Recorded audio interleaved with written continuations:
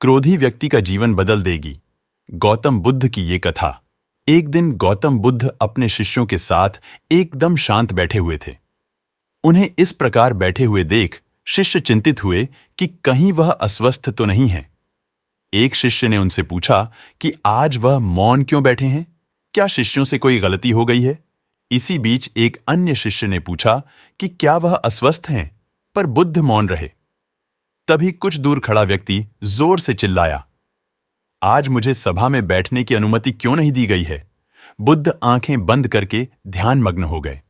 वह व्यक्ति फिर से चिल्लाया, मुझे प्रवेश की अनुमति क्यों नहीं मिली?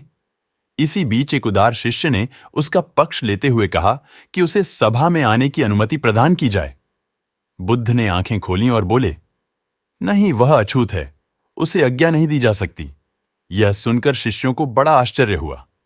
बुद्ध उनके मन का भाव समझ गए और बोले, हाँ, वह अछूत है। इस पर कई शिष्य बोले, हमारे आश्रम में जात पात का कोई भेद ही नहीं, फिर वह अछूत कैसे हो गया? तब बुद्ध ने समझाया, आज वह क्रोधित होकर आया है। क्रोध से जीवन की एकाग्रता भंग होती है। क्रोधी व्यक्ति प्राय मानसिक हिंसा कर बैठता है, इसलिए जब तक वह क्रोध में रहता है तब तक अछूत होता है।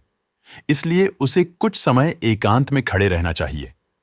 क्रोधित शिष्य भी बुद्ध की बातें सुन रहा था। पश्चाताप की अग्नि में तपकर वह समझ चुका था कि अहिंसा ही मनुष्य का महान कर्तव्य व परम धर्म है। वह बुद्ध के चरणों में गिर पड़ा और कभी क्रोध न करने का प्रण लिया। आशय यह है कि क्रोध के कारण व्यक्ति अनर्थ कर बैठता है और पश्चाताप उसे बाद में होता है, जिसका कोई लाभ नहीं मिलता। इसलिए हमें क्रोध नहीं करना चाहिए। असल मायने में क्रोधित व्यक्ति अछूत हो जाता है और उसे अकेला छोड़ देना चाहिए।